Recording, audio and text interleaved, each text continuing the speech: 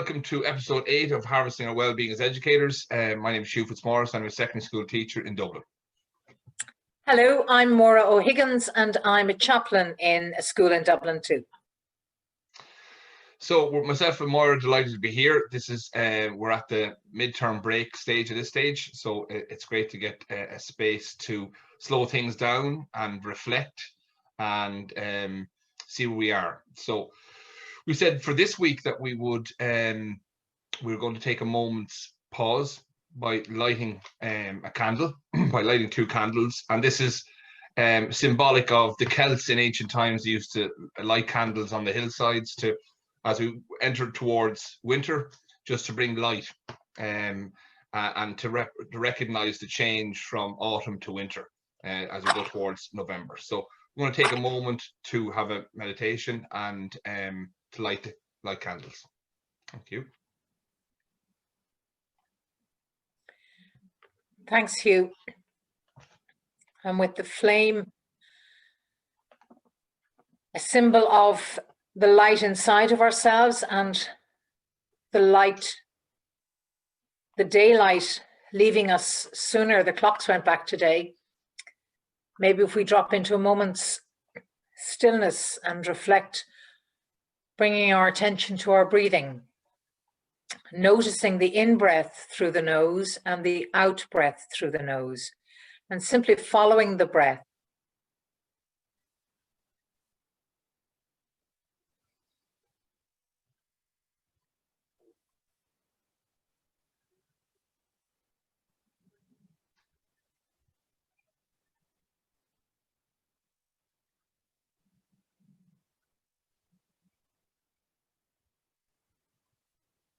Following the breath, allowing us to bring attention to the present moment. Going inwards, mirroring what's happening in nature, and allowing the light to be lit from the inside, symbolized by the lighting of the candle on the outside.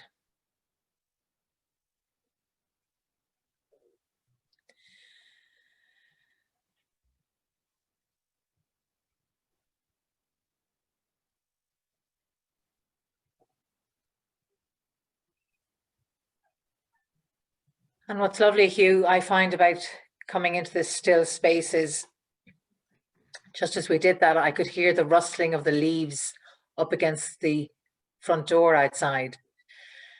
And when we come into this still space and we come into being with ourselves, things settle, we slow down, and we actually notice, I notice nature changing. I notice the rhythm of life is as it's meant to be. And I think this last week, I certainly found in school, I found it an enjoyable week, but I did find it heavy, just heavy. And there was a tiredness and there was no gathering, there was no ritual to bring us to the end of term, because we can't have rituals because of COVID. So it's nice now to sit in a reflective space and begin the restoration process. How has it been for you, Hugh? Well, thank you very much. First of all, Maura, I have to say, myself and Maura were getting a fit of the giggles there a few times before we got to this recording. And partly tiredness and lots of things, but I must say it's definitely very calming. And I was really tired on Friday, really tired, and delighted to get to Friday evening. And I enjoyed Friday; it was good, but I was really tired, and came home, couldn't do much, and delighted to get the break. But I think it's what I suppose it's honoring and reflecting over the last 8 weeks and honoring that, and very much I'm seeing this week as a week of, as you said there, more a week of restoration. and finding what is restoration for me, you know, because it's unique to each individual, you know, about how do we restore, how do we replenish. Of course, we'll have certain ways in which people are alike, but then there's individual idiosyncrasies that we have that are different, you know. And I think just the ritual of lighting that candle and marking that, crossing the threshold into this week, you know, as we cross into the Celtic times. This is a movement, slow moving into winter, into darkness, but into darkness there can be a bright light. And as we go back into our schools, I suppose I want to be feeling rejuvenated. So when I'm in front of my students, I feel alive. And a part of that is going to be reflection, and definitely entering into a place or working on stillness, that sense of just slowing down. And what we talked about last week, observing nature, you know, as the trees slow down and they lose their leaves and they take back in that energy, and seeing the landscape now, you know, the harvest has been brought in, and I think the process of lighting the fire within that sense of, I don't know, restoring oneself and coming home to oneself during this week, and seeing that last 8 weeks are over, but actually, well, what did I learn over the last 8 weeks? And how did I evolve, and that sense of reflection, what can I bring with myself, you know? So if I want, you know, and what can I, going forward, what will I bring with myself in that sense of evolving, and that sense of well-being, and I suppose looking after myself. So not just dismissing it, but what happened along the journey. I think that's very, very important. Yeah, and I think it's one of the failings of education. We don't have those spaces to reflect together, to share how we are, to think about how we've been, to think about how we are and how we might be. So it's really good that we can take this week to just be with ourselves and reflect. And you know something, Hugh, I've been spending time this week with students and staff who've been in tears, and there were two staff members who just cried because they were exhausted. And one had a memory of somebody who died quite a while ago and just cried. And I spoke to a friend yesterday, and she said she spent the evening in bed crying over something that had happened years ago. And I actually think it's one of the blessings of COVID, in a strange way, that we're probably crying tears that we should be crying all the time, but I don't think we allow ourselves to grieve enough in Irish society. We tend to just hold it in and get on with it, whereas I like that people are crying now. I don't think it's out of control. I think it's well overdue.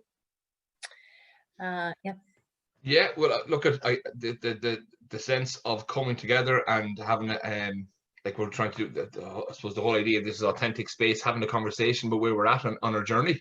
And I think you're right, that sense of reflection in school, where, you know, where educators aren't getting a chance maybe to just chat about how they are. Now, I have to say, in our own place, I'm very grateful to my colleagues. Like, there's been definitely a sense of just people helping me out and supporting one another. And we did a parent teacher meeting there one day, and I had a full set of classes, and there was a teacher who offered to do one of the classes for me, you know, to help me, give me a break.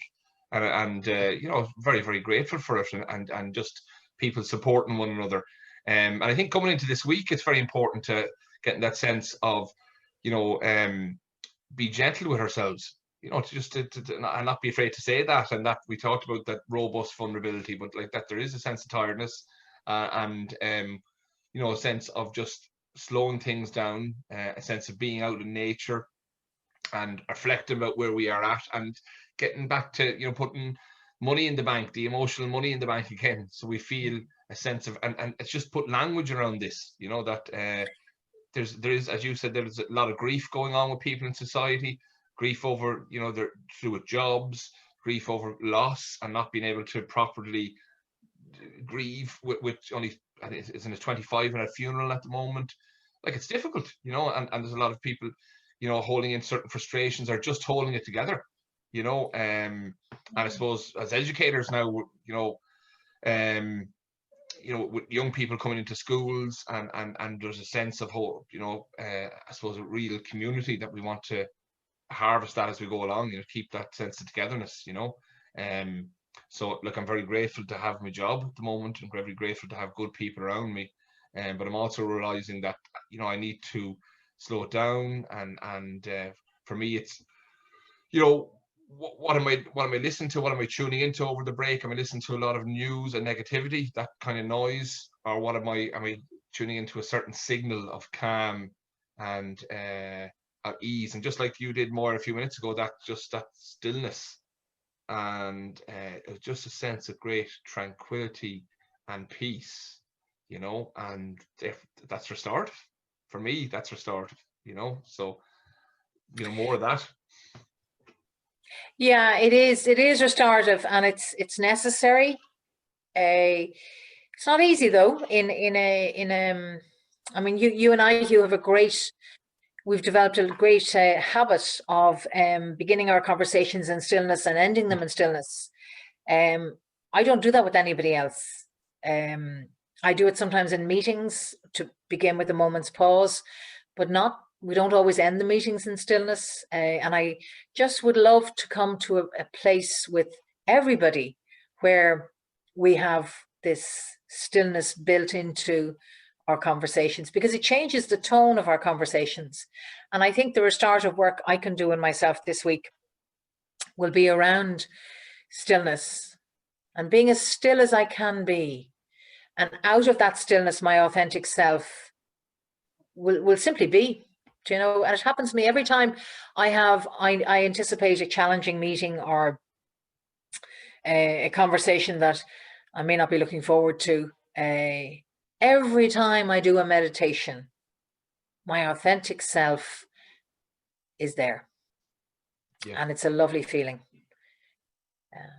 Yeah, absolutely. No, and look, it's something I'm realizing just to become more at ease in. I was going to say silence, because silence is interesting. The word silence, whether silence can be in the silence, we can be running away from ourselves in our thoughts, or we can be building a bridge and coming to meet ourselves in the silence, so it's very powerful, that word stillness. It's the bridge builder, like that word, just a stillness and a calmness of mind, and not in abrasive thought, but just in a calmness.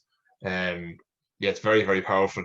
And also, I was just thinking when you were saying to Maura, like, we had a great laugh before we started recording, and I think humor is absolutely pivotal to getting us through the darkness. That's part of the light. That's part of what the Celts did, metaphorically lighting fires and bonfires on hillsides for sound for the this particular festival. And I think there was plenty of laughs I had during the week, and difficult times. People are laughing, and Irish people are great for their wit and their humor. And I think having a good laugh, you can't beat it. It just brings you to a different place, Yeah. And I think that's very, very important. So we enter into winter with COVID. Geez, you can get lost in it, but the light of our personalities, and there's always a kind of a funny side, not taking ourselves too seriously at times. Yeah, I think that's really important as well. It's very true. Very true. And in that spirit of stillness, you're right, it's not silence. I mean, but silence can be violent. Silence can be as damning as noise, but it's the stillness and the awareness of breathing and presence. So will we, in that spirit, drop into a moment of stillness? Absolutely. Great stuff, Moira. Thank you.